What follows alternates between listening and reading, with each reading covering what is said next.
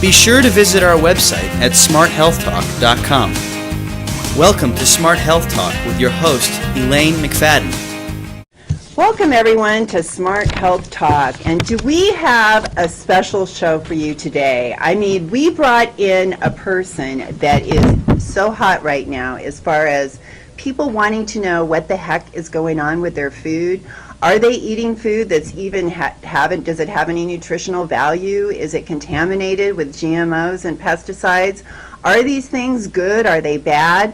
No, there's so many people out there that are confused on this subject. That's why I am so glad that I have today Howard Vlieger, and he is a farmer that has been out there working with other farmers, helping them transition from being addicted to pesticides and genetically modified seeds and getting off of that horrible nightmare bandwagon that they've been on and getting back to what it means to be a real farmer. And that's what I'm excited to talk about. Anyone that knows me knows that I come from a family of farmers, and it's near and dear to my heart that people could actually have that dream of being a farmer someday, having a little farm where their family can be safe and they don't have to worry about something happening to their kids in the process. And so we have Howard here with us today, but we also have two very special moms. And I tell you, I can't even imagine some of the things that these moms have had to go through. And the first mom that we have here is Zen Honeycutt, and then we also have with her Kathleen Kelly Halal. And these moms have been through quite an ordeal, and that's because what has happened to them has affected their children. And anyone that's a mom out there knows that when it comes to your kids, it just hits a special chord inside of you emotionally, and there's just something that comes out. It's like that protection part of us, that some sort of barbaric thing that says, you are not going to hurt my child. And so I think, just that emotion after what happened to their children triggered that inside of them enough to spark a desire to do something. And I am so impressed with these women, and I am excited for you to hear their story, and I don't want to waste any more time. I want to get right into it.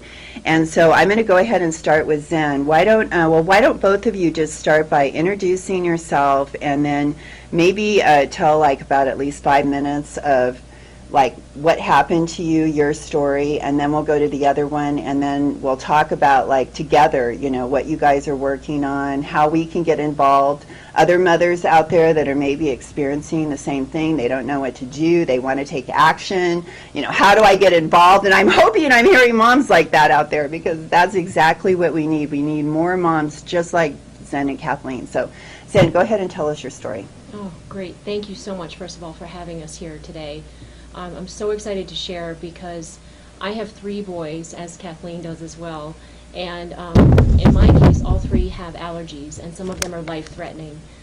My kids are allergic to dairy, wheat, eggs, milk, nuts, red food dye, and we recently found out my eldest is allergic to carrageenan, which is a seaweed food thickener, and it's in pretty much everything: hot dogs, ice cream, sauces, candy, lunch meats, everything that a kid likes to eat, right, at Cub Scout events or birthday parties or everything like that. And when the last allergy came about, I really started investigating, because I started asking, why can he eat hot dogs one day, but the next day he can't? What is going on here? The nut that would be disturbing. Yeah, the nut allergy people have pretty much been like, oh, well, I don't know what's going on, but a lot of kids are allergic to nuts these days, Same thing with milk. It's just sort of, oh, something's happening, we're allergic to lactose or something. But carrageenan, what the heck, what is that, right? So I started researching, and that's when I found Robin O'Brien's TED Talk, which is amazing. It's an 18-minute video which will alter your life on TED Talk. You can find it on YouTube for free. And I cried during that video, because not just because it was so upsetting to find out what's going on with our food, with genetically modified food, because she asked the question, is there a foreign invader in my food? Because that's how the body reacts to an allergy. It sees a foreign invader. So she asked the question, is there a foreign invader in my food? And she found out about genetically modified food. And I cried during that video, not just because of finding out what's been going on for 14 years with our food, but because of some relief. Because after 9.5 years of feeding my children this food, I could now do something about it. Just that knowing, knowing what the heck's going on so that you can then defend yourself and defend your children. Yeah. I completely understand that. Yeah. So then I watched Genetic Roulette and really learned all about it, and it was like taking off a veil, like a blanket away from your eyes, and being able to see the food industry and what's in the grocery stores for real, and really see what's in our food. And my son inspired me, actually. When I told him about the genetically modified foods, he said, "Oh, so it's something that's in the food?" And I said, "Yeah." And he said, Mommy, you know how I'm like, you call me compassionate and sensitive, because he is very sensitive. I said, "Yeah." He said, "So the inside of my body is sensitive too. It can sense what's bad for everybody." Isn't that observant? Kids are so Yeah. smart. And he said, "What if I do a report for the kids at school? Because, a lot of them that eat junk food, that's why the teachers yell at them. They're eating all this junk food and they're acting all crazy. What if I do a report at school and show them that if they eat these other foods, that they'll feel better?" And I was like, "You mean like a extra credit science report?" He's like, "Yeah." And I said, "That's awesome." I actually, at first I thought in my head, I don't really want to do another report. It was 2 weeks before school. But I helped him with it, and he did the report on the third day of school, called Happy Healthy Students Report. And, really why I'm here today to talk to you about the Moms Across America March to Label GMOs is inspired from my son, because he stood up and got in front of his classroom of kids that he didn't really know that well. And he spoke up and said, "I'm going to share this and help save the world and tell people about good foods that you can eat that will make you feel better, be a better student, feel happier." And that's why I'm here today. And Thank you. Well, thanks for sharing that, Zen. I mean, that's exactly the reason why we have this radio show, Smart Health Talk. We're, to bring on, people like yourself that are telling the true story of what's happening out there. Because how do you compare your story compared to what you see on television and what's projected on television? My kids yell at the TV. When they see ads for these big junk food, fast food companies, they're like, they know it's all lies. Wow. Yeah, I tell you, your son has now inspired me, and it makes it, because you need that. Sometimes, it gets so hard. You're out there trying to fight, this huge, giant corporation, and to stay strong and motivated and passionate and excited. Sometimes it's hard because the world kind of knocks you down a lot, and I know a lot of us felt that way that fought for Prop 37 to get that passed. But, I just really trust that things happen the way they're supposed to, and the way I envisioned it was to have the whole country behind it so strongly that they can't stop it. So it's your stories that are helping to enlighten people and make all that happen, where we can start to look at food, like you said, in a different way and see it for what it really is. I challenge all the moms out there to start reading their labels and look for carrageenan, and I'm really glad that you brought that up, because I know there's a lot of controversy over with the NOP and the Organic Trade Association on whether carrageenan should be allowed in organic foods. Yeah. And that's that's something that's in hot debate right now. And what you're saying is, my child was allergic to carrageenan, and that supports the people that are saying no, this should not be allowed in organic foods either. So thank you very much for that.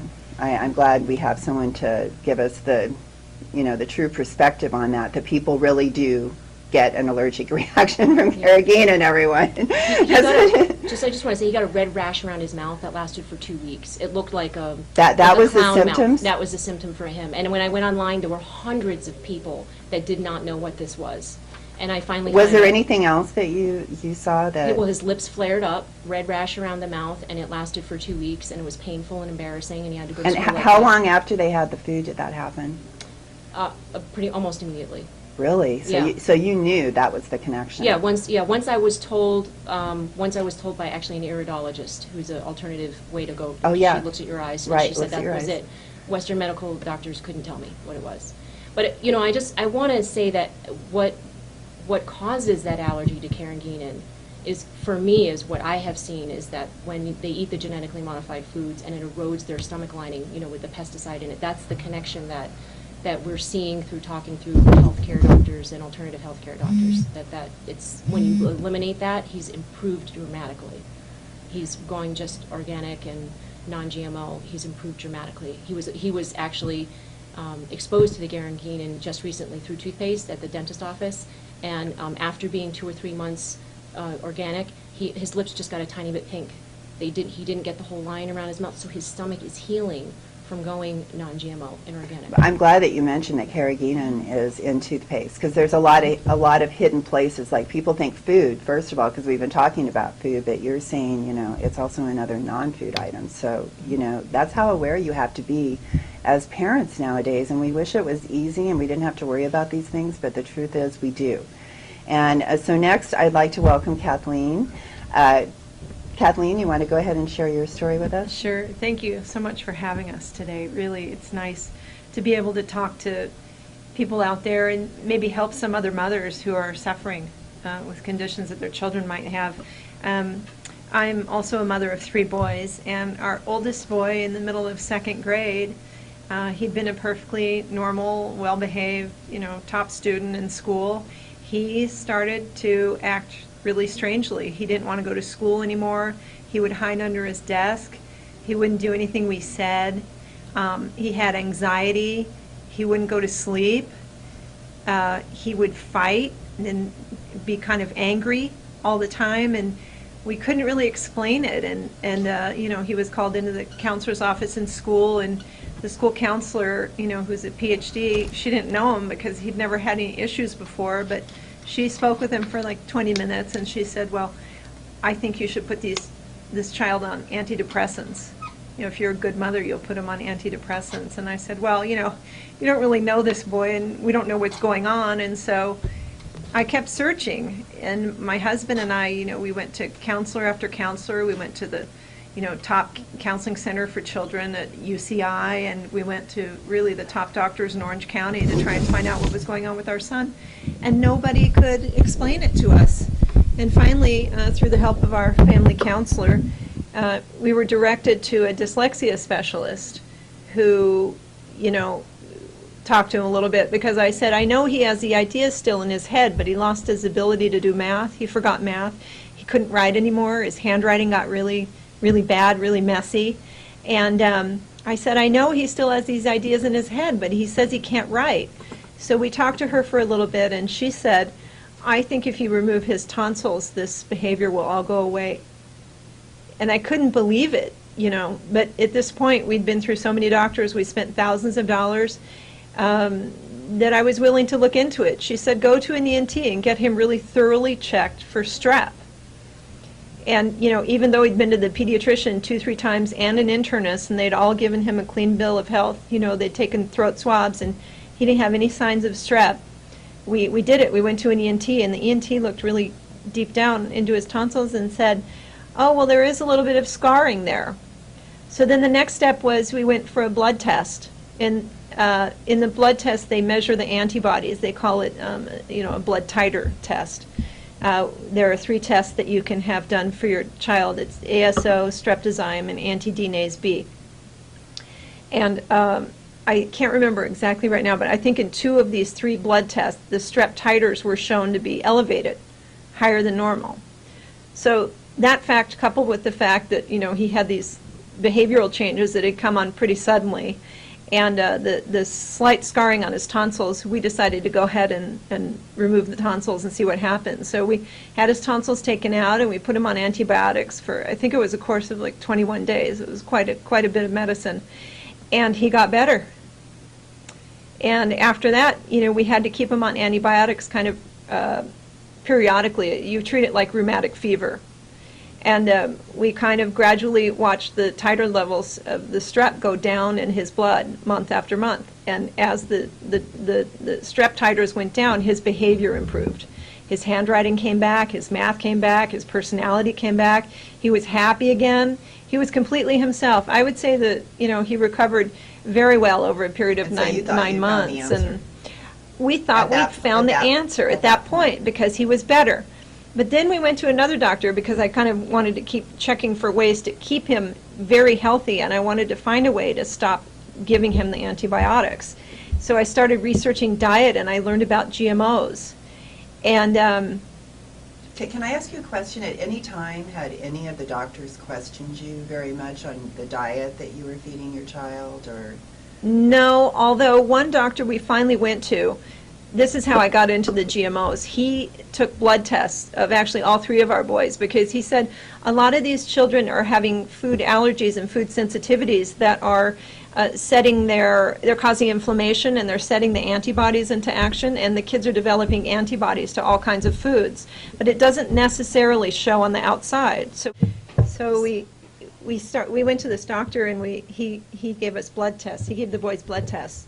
And when the results came back, the blood test said that all three of our boys actually had food sensitivities and food allergies.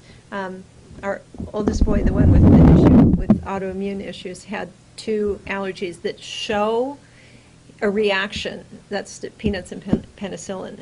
But he had a really high food sensitivity to dairy.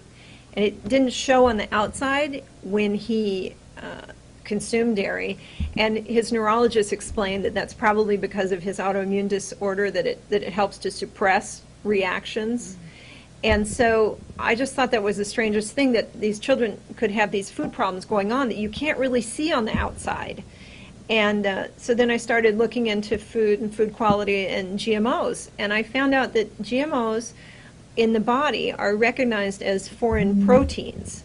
And so the body kind of goes on alert when you eat these foods, and on the inside there's a lot of inflammation and a lot of chaos going on, and antibodies are actually developed to these foods, and that's a problem for someone like me who's trying to keep my children's antibody levels low, because once the children have the condition of PANDAS, which may be started by a strep infection, and it may be a particular strain of strep, they don't know yet. But once a child starts to have this, then if they have an antibody reaction to anything, even a cold, a flu, chicken pox, hand, foot, and mouth disease, Lyme disease, these other things can trigger PANDAS as well. So I have to be ever vigilant. What is PANDAS? It's called Pediatric Autoimmune Neurological Disorder Associated with Strep. And there are a lot of politics around it, and there are some doctors that accept that it's a real condition and some that don't, and there's kind of a battle going on. But Susan Sweeto of the National Institute for Health is doing major studies on PANDAS. And there's an organization called Saving Sammy, and you can go to the Facebook page, Saving Sammy, Facebook. Is this a new thing, or is this, is it something that was around a long time ago, but now we're seeing more cases? There are kind of records of it here and there in the past, going all the way back to the Bible. There are passages. And in Greek history texts, there are references to people kind of going a little nuts because they have strep, an infection. And I'm not sure exactly what the wording is, but there were studies here and there. And there's a related condition called Sydenham's chorea, which happens where it looks like people are kind of dancing, but actually they have strep, and it causes their bodies to have involuntary tics or movements. That's another symptom that people can have. So it's been around. However, I discovered that since the mid-90s, when GMOs were introduced to our food supply, this condition has sort of skyrocketed. And it's, in my mind, a giant coincidence that, along with autism, autoimmune issues, behavioral issues, ADHD, peanut and food allergies, all these things that are driving our kids nuts. I mean, there's a real change in the population of children. If you talk to school nurses or school teachers or pediatricians who've been around for years, they are all seeing, all of them, that so many children are having different should we trust issues. Our health professionals? Well, maybe.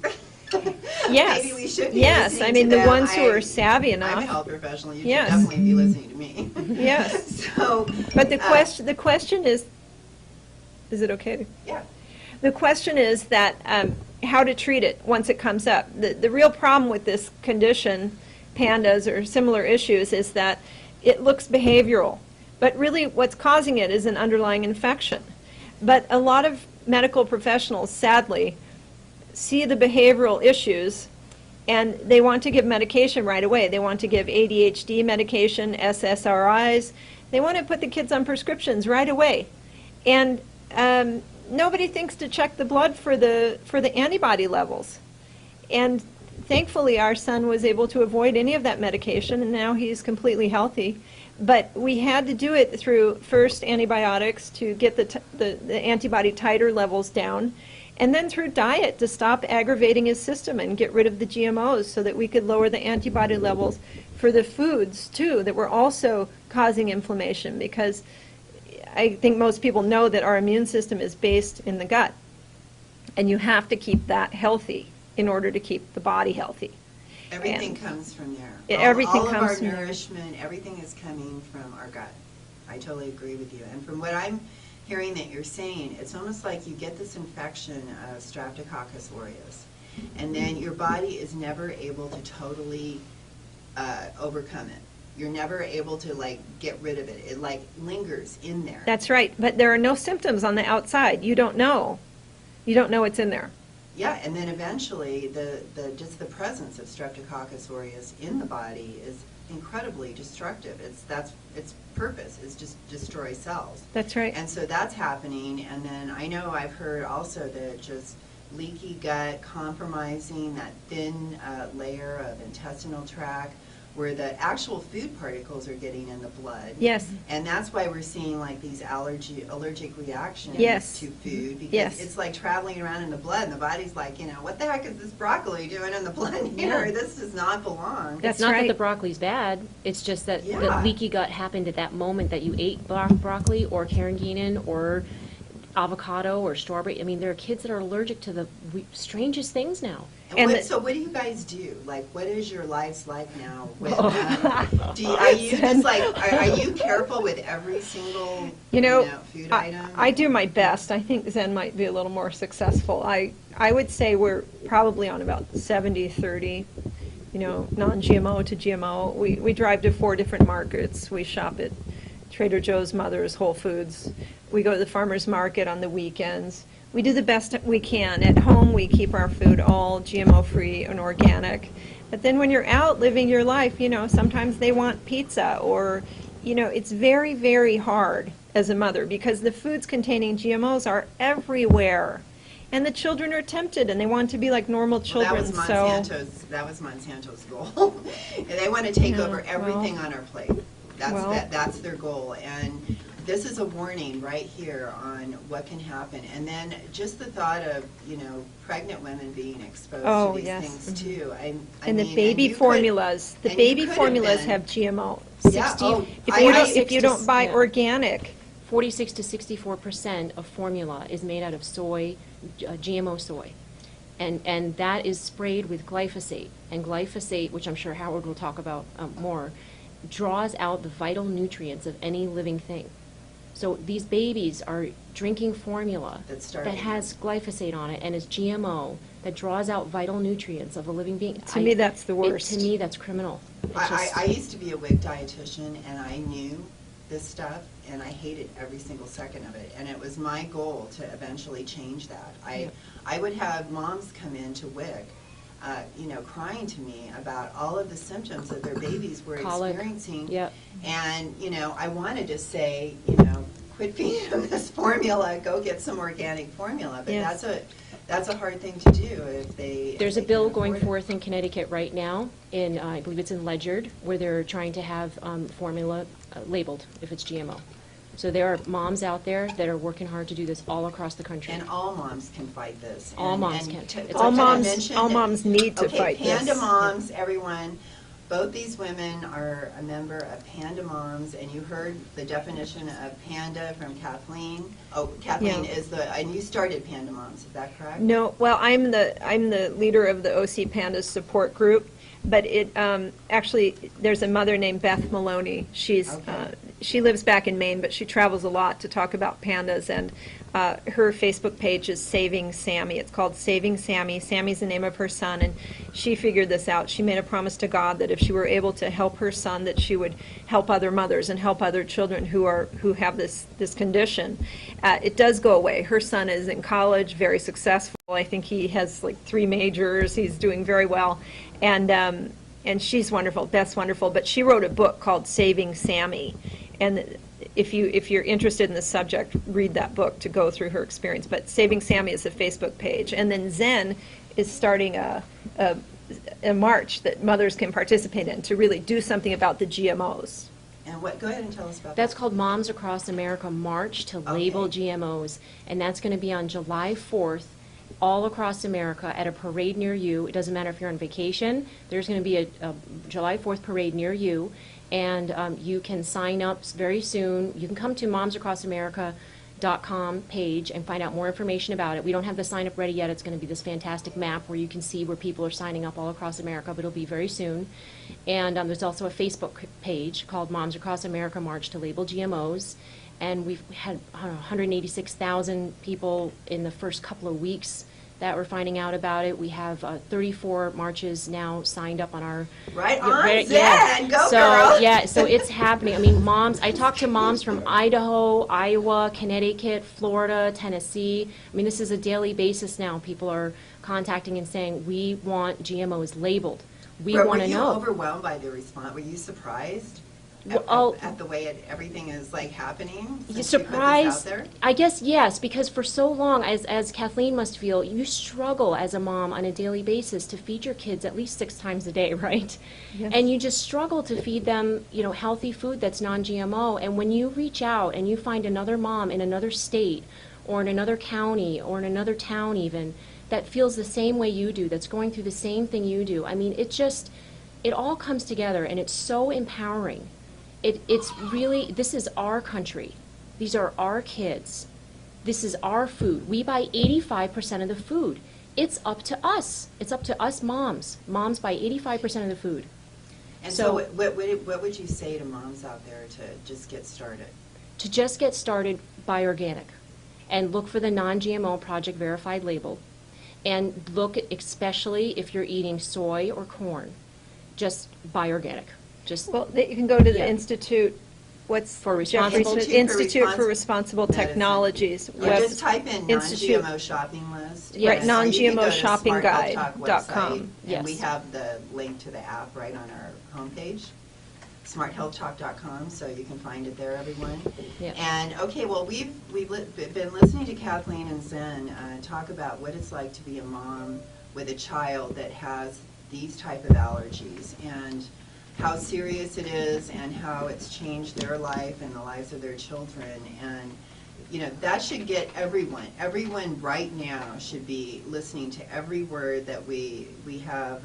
Our next guest, Howard, I'm saying again, it's Vlieger, and he's a farmer, and he's out there fighting the fight to make it possible for us to not have to worry about whether our food has these contaminants in it, these GMOs. He's out there trying to help at the point where it really makes a difference, at the farm, where it's grown, how it's grown.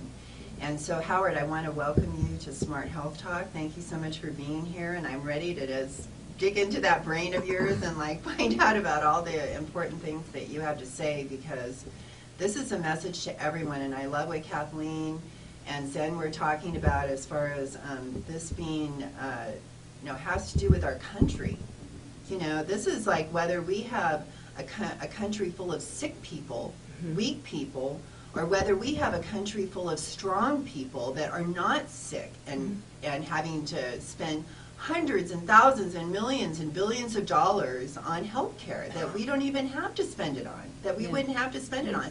If Howard over here does his job the way he's supposed to do it. So Howard, why don't you go ahead and introduce yourself and tell us a little bit about what it is that you're doing out there. Well, thank you for having us on. It's good that you're helping to get the word out. That's very, very important. Thanks to Kathleen, I'm back in California again this week to give presentations to help educate people about GMOs and the toxins associated with the production of the GMO crops. I became a student of the soil in 1989, and from that point till today I continue to learn how to assist interested family farmers in what we term as biological crop production methods. And I started studying GMOs in 1994, was suspicious of them, and from firsthand experience on limited testing that we did on our farm, we found out right away they were not good for our livestock. But then as it continued to come into the feed supply of the family farmers that we worked with, we saw consistent problems time and time and time again. And from that hands-on experience, then I believe the good Lord was very instrumental in connecting us to the right scientists and researchers throughout the world. And I'm very, very blessed to work with a lot of PhD researchers from all over the world that have consistently documented damage from GMO crops and from glyphosate, which is the active chemical ingredient in Roundup herbicide or other glyphosate-based herbicides, which are the most widely used herbicides in the world. The GMO itself, just the process of making the genetically modified crop, causes the establishment of these foreign proteins like Kathleen mentioned. And in livestock we saw that very visibly, having the experience that I did working for a veterinary for 8 years when I got out of high school. We knew that when the digestive system is messed up, you're in trouble. Well, that's that way with all mammals.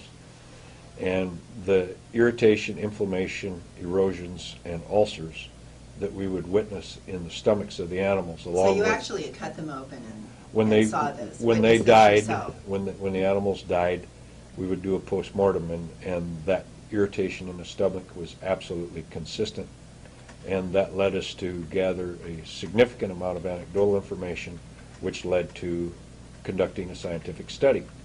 I cannot comment directly on the results of that study yet because it's still pending publication, but you can phrase I'll be it two looking different. forward to that, by the way. You could put it two different ways. Okay, do I need a scientific study to tell me that when I feed this GMO crop, I have this specific health problem with this livestock, and if I quit feeding this GMO crop, that problem goes away?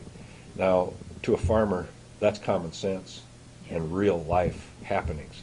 This is costing me money if I feed this. It's affecting the health of my animals. If I quit doing it, that problem's no longer there. The thing that has happened to much of production agriculture, there was a tidal wave of the movement of the introduction of the genetically engineered crops. The reason that they got the foothold and the success that they did was because the simplicity and the ease that came from using them short term.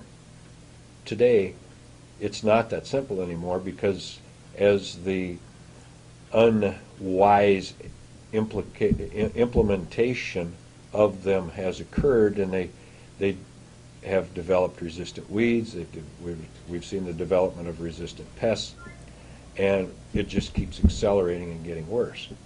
And just the aspect back to the foreign protein again. Dr. Pustai was one of the first scientists that documented this, because he researched the BT potato, the genetically engineered BT potato, the regular. Tell us what BT stands for. BT is Bacillus thuringiensis. It's a natural occurring soil bacterium that organic farmers can actually use. If they have a pest infestation in a crop, they could spray on this BT. The BT is consumed by the insect. It causes their gut to basically explode, and it kills them. The natural BT is then non-toxic to anything after that, but the genetically engineered version of BT that is put in the corn and cotton plants that the GM industry has introduced to the marketplace, Cornell University did a study that found that toxin was actually active 9 months after the plant it was raised in was dead, and having an adverse effect on the beneficial organisms in the soil. So they've stepped into an arena where there's no control, there's no precision. They claim that there is, but it's very much dirty science from to use the words of some of my PhD scientist friends. And if it was precise as they say, they wouldn't have to use things like agrobacterium, which is a cancer cell of the soil, or a virus, the cauliflower mosaic virus. They insert that with the So genetically you're engineered actually event. eating that virus when you're eating Well, GMOs? There's not adequate independent testing to document what the side effects may be of this. There was just a study published. But it is there. Well, It's in the it's unknown, but every study that's independently done is documenting more problems. The problem is there's not enough research to do the follow-up to pinpoint some of the things. There again, And let's go back. We never asked Monsanto to do it either. Well, the studies that the industry has provided for supposed safety purposes To lease them on the has, millions. well, when industry studies have been reviewed by independent scientists, this happened in France. They wanted a specific genetically engineered corn introduced into the country, and the regulatory people said, prove that it's safe. Well, when they took the research data from the industry and an independent scientist reviewed the data that the industry provided, their own data proved there were significant health issues to the animals that consumed that crop that they said was safe. So that raises up a topic that we could talk about the whole day, but Yeah, kinda like I'll our just federal step away from government that. wasn't really stepping in there. So the foreign protein aspect of the GMO is the number one concern that people need to recognize. The second one that is getting more and more discovery and documented scientific proof every day is the glyphosate residue. Glyphosate is the active chemical ingredient in Roundup herbicide. It's a very Roundup Ready, everyone, that you buy at your local Home Depot or well, and Lowe's or... I would suggest to the listeners, if you're buying Roundup in any form to spray weeds around your property, you're contributing significantly to this problem. The contamination of the water supply, the contamination of the air. Don't spray the weeds in your garden with Roundup. Don't spray the weeds in your sidewalk with Roundup. My mother had a very effective way of killing the weeds in the crack in the sidewalk. She'd boil water in the teapot on the stove and pour the boiling water on the weed, and then could pull it right out. And that was not toxic to anything. That glyphosate residue that's in the crack of that cement ends up in the drinking I water. heard vinegar works too. We could talk about that whole Okay. subject for a whole I day pay too. I pay my kids to pick them. But anyway, I definitely the- want to have you back because I do want to talk about all those things. But go ahead and explain to us what's going on. The glyphosate, the testing that's been done on glyphosate, the independent testing, has consistently proven harm. It's a very strong endocrine disruptor, or it causes the malformation of cells. Now, this can be severe, whether it's in an adult, of course, when you mess with the cellular regeneration and the formation, you have cancer develop as a pretty well consistent happening. The only lifetime feeding study where they fed GMO corn to lab animals for their lifetime, 70 to 80% of the rats that ate the GMO corn developed mammary tumors. 2/3 of them died prematurely. They also had a segment in that study where they fed them in their drinking water a less than legal limit of glyphosate residue in their water. Same results. Tumor development, premature death. And we're not talking just any tumors here either. We're talking like tumors like they'd never even seen before, aren't we? It was significant, the amount of tumors that they had. And And the industry, the growth speed. well, yes, that was true. And then the industry comes out and says, well, they used the wrong kind of rat because that rat is prone to have tumors. That's true, that rat is prone to have tumors. But it's the same rat that the industry used to supposedly prove that this stuff is all safe. So how can they say that it's the wrong rat to use in this case, but when they're testing it, it's the right rat to use? That's a very good point. So the glyphosate residue issue, it's a very strong chelator, glyphosate is. It chelates calcium, magnesium, manganese, zinc, iron, copper, nickel, cobalt, So when you're saying that boron. it's chelating, is it pulling it out of our bones? No, it's A chelate is a Greek word meaning claw or to hold. It will tie up these nutrients. It'll tie up those nutrients wherever the glyphosate residue is present. It'll tie it up in the soil. It can tie it up in the plant. It can tie it up in the grain if the glyphosate residue is in the grain, and absolutely it's So there. then you eat it, and then it can possibly tie up those It can nutrients. chelate those nutrients wherever it's present, and glyphosate is also a very strong biocide or antibiotic.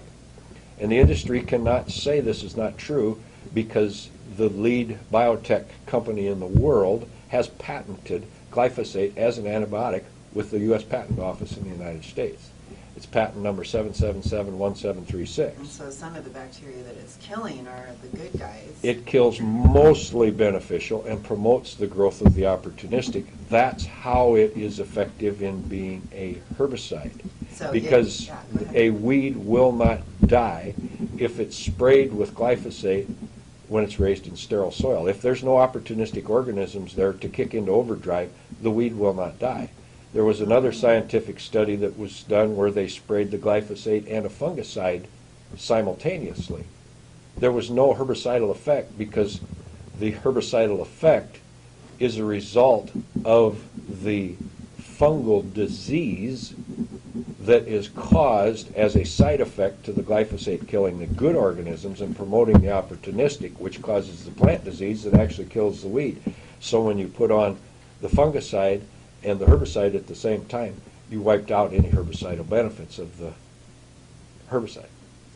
So you're also saying that the way that glyphosate works is it's actually starving the plant of nutrients because it's chelating nutrients within the soil also. So it's actually starving the plant, plus it's creating these opportunistic overgrowth of fungi and what else was it besides fungi? It stops the EPSPS function within the plant. This is real technical, but to simplify it, there's no growth hormones that are able to move throughout the plant, so it stunts it. It's like putting a brick on its head. Then it stops the plant's ability to defend itself against disease while it's simultaneously killing good organisms in the root zone of the plant that would control the opportunistic organisms that cause the increase in disease. And basically you're putting a brick on his head, tying his hands behind his back and beating him up. Can I ask you, this is a question I've had in my mind. The antioxidants, the one thing in plants that we know protects us against disease. It was my understanding that antioxidants are formed as the plant is going through a defense mode, so that, that's actually a result of the body defending itself, kind of like our bones actually create more bone when we challenge it, kind of a thing. That's the way I understood it. And then if you're taking away that whole defense mechanism, then you've stopped the ability to make antioxidants, which are the very thing we want in plants to protect us against disease. Does that make sense? I won't disagree with that, but in the plant itself, the chelating effects in combination with the biocidal effects and the surrounding environment effect is what is challenging it. And when they genetically engineer the plant to withstand the application of glyphosate or glufosinate-based herbicides, they do nothing to deal with those chelating effects. So even the crops that are genetically engineered to tolerate them are suffering significantly, and we're getting more and more proof of that every day. And this past year in the drought, we saw dramatic failures of the genetically engineered crop when there was a properly raised non-GMO conventional crop right next to it. Now the industry will say, well, gee, we did all these wonderful things and we've got this drought tolerance coming and it's saved everything and it's really, really good. But they stacked the deck when they set up their trials because, first of all, they don't use the same parentage in their genetics in their seed trial. They won't put the conventional version of this hybrid that may have good natural resistance to a lot of these things and then put the genetically engineered version right next to it. They'll pick a weak one and put it next to a different genetic and then insert the gene and then claim the benefit is all coming from the genetic engineering Well, and they the really insertion. do stack the deck. Plus, they have prohibited our land-grant universities from doing any research on this unless they sign off on it. It's illegal for any of our researchers at our land-grant universities across the country to do any research to say, is this really doing what they say it's supposed to do? No, they can't. How can that even be legal? That doesn't even sound right to me. Just tying their scientists' hands behind their back. And I know that they did buy Biologic over in the UK, which is about ready to release all this data on how the glyphosate was killing bees. Yes. And here they bought the nonprofit that was about ready to release the data. Yes. Which is, They that's buy them. just keeping all of that you're everybody. It's very upsetting. So what, so you're telling, are people being starved in the process of creating these foods? I mean, the nutritional, because they keep trying to say, they say, first of all, oh, well, these genetically modified foods are the same as regular foods. And then they try to say that there's the same amount of nutrition. Are we being lied to? There's no independent scientific research to back up that statement. And the first Roundup Ready soybean that was examined by regulatory people in the United States never had Roundup sprayed on it in the production of it. So there's a lot of what ifs and maybes, and people from the right place and the right company have been at the right regulatory agency at the right time. So well, and how deep is all this? You're talking I want to do another show where we really get down into the microscopic workings in the soil, but you do have a presentation that kind of goes into that as well. Is that correct? yes, and we'll be doing that. We did a abbreviated version of it at the university this morning to a couple classes, and we have a number of public presentations that we'll be doing, and it's going to be recorded so that we can have those DVDs made up and have copies of those made available. What are we on the road to here? I mean, what's the worst case scenario if we keep going the way we're going? Well, Dr. Huber's a very good friend of mine. He's a retired emeritus research professor from Purdue University, one of many, many qualified researchers that I am privileged to work with. And I can't quote it word for word, but he makes a statement, something to this effect. Are we sacrificing our future generations? Will historians say it's not about how much insecticide or pesticide that was applied, but how willing we were to sacrifice future generations for ignoring what evidence was before us, all for the benefit of a few corporations, financial gain?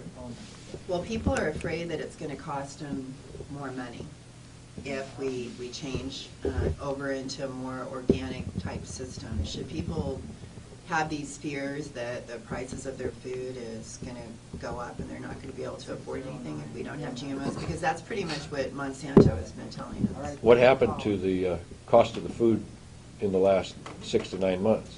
It went up significantly because of drought all the way across the country, and they blamed it on drought. But no, just bear with me. Okay. I can show you where biologically produced corn yielded in excess of 100 bushels an acre. Right across the fence was the latest and the greatest genetically engineered version of Roundup Ready corn that made 12 bushels an acre, or 27 bushels an acre, or 28 bushels an acre, versus 100 right in between that.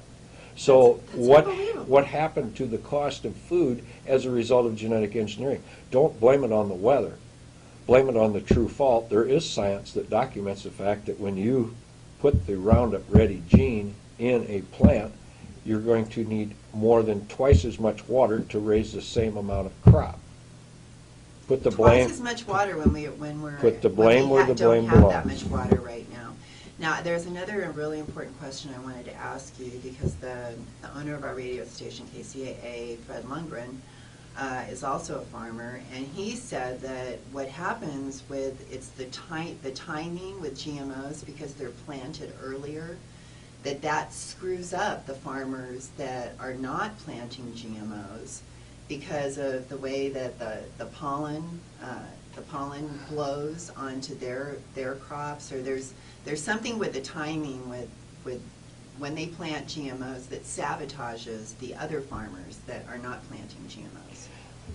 I believe he's referencing a situation where if there was a GMO farmer on one side of the fence and an organic farmer on the other side of the fence, that the organic farmer would want to plant his crop at a different time frame so that those crops would not pollinate at the same time, and it would reduce his risk of having his non-GMO crop contaminated by the pollen from the GMO crop.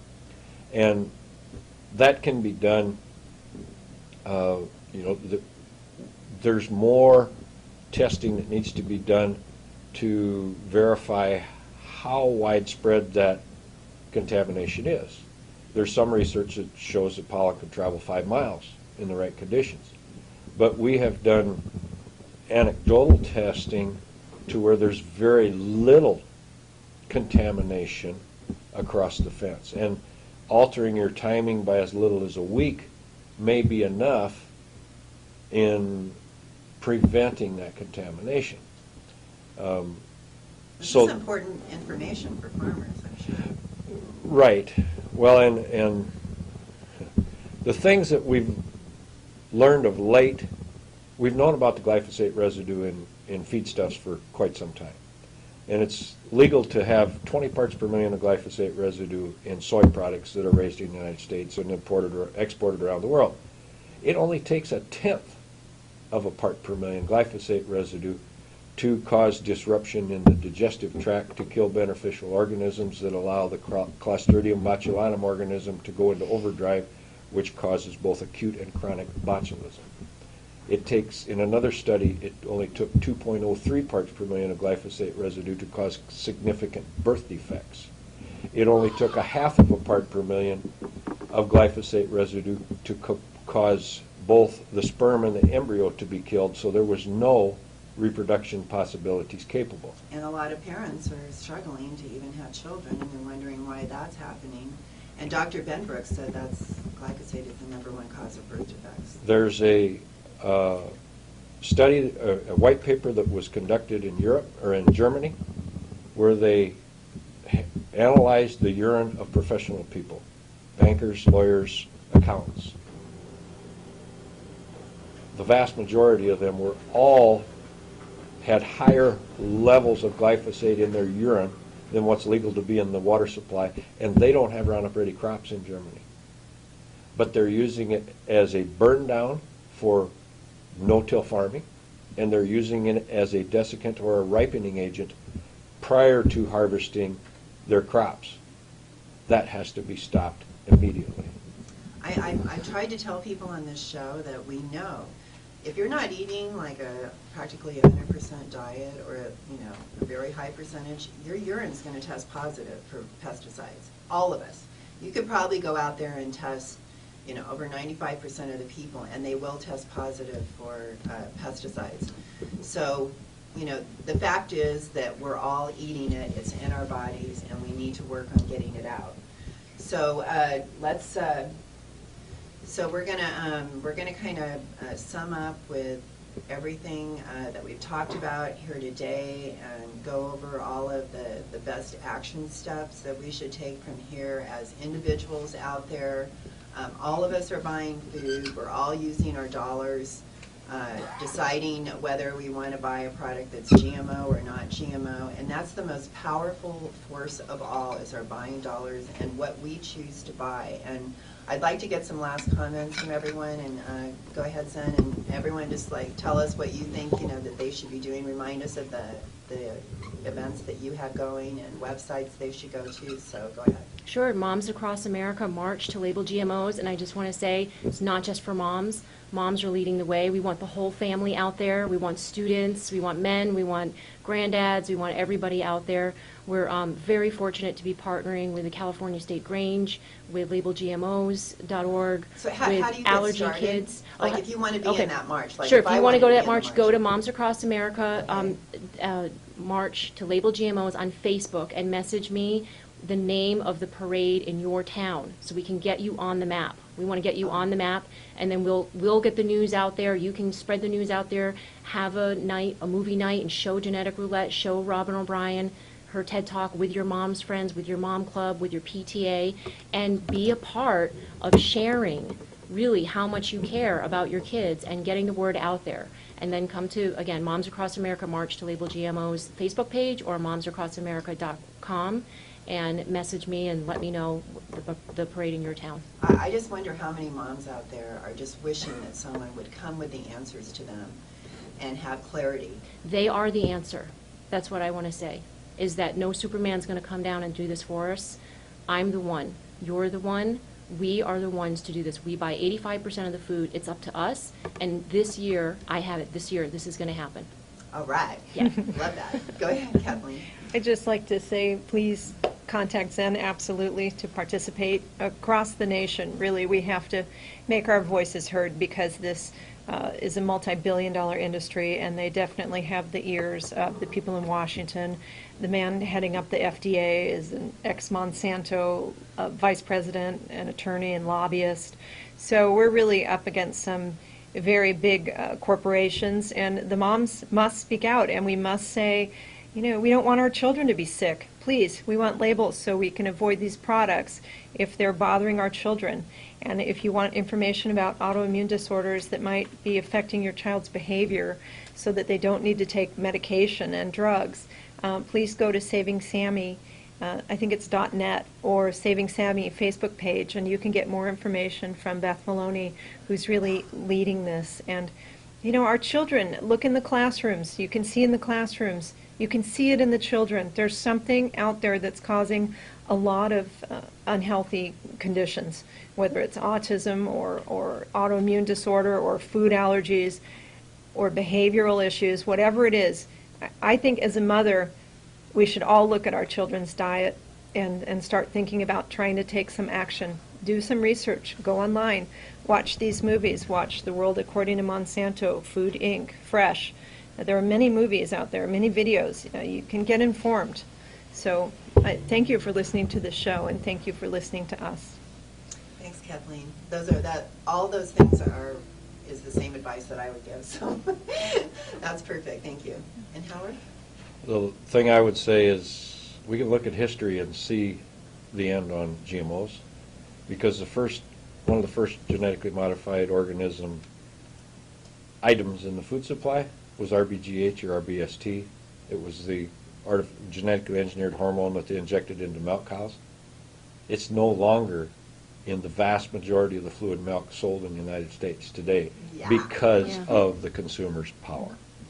Thank you. And I just want to I want to let everyone know that we're actually going to have a whole page on our website, Smart Health Talk, where we're going to have this video. We're going to have the slideshow once I get the video for that Howard was presenting at the university, and it's going to give you a lot more information on what goes on in the soil. I'm going to make sure that we have all the links on that page to the Moms Across America, and it's Sammy. SavingSammy.net. Saving Sammy. I'm going to put all those links all on one page so that if that's something that you are interested in yourself, or maybe you know other people that are suffering like this, you want to be able to know where to send them. We're going to put all of it on one space so you can find it all really easy. And I just want to thank all of my guests today, Zen, Kathleen, Howard. I mean, how lucky am I to have, this quality of a guest here that really is giving us the inside info. We're so lucky to get this information, because most of what you hear out there on television and in the newspapers, magazines, it's just whitewashing and trying to blind us on the real truths that are out there. And you heard it today on what really is going on out there. So everyone, you can join us on Facebook. with Smart Health Talk, YouTube, Twitter. I am like a fiend out there. I am constantly posting new stuff, so please do that. And don't forget, every Thursday, 4 o'clock, Smart Health Talk, so tune in and tell your friends. All right, everyone, stay healthy.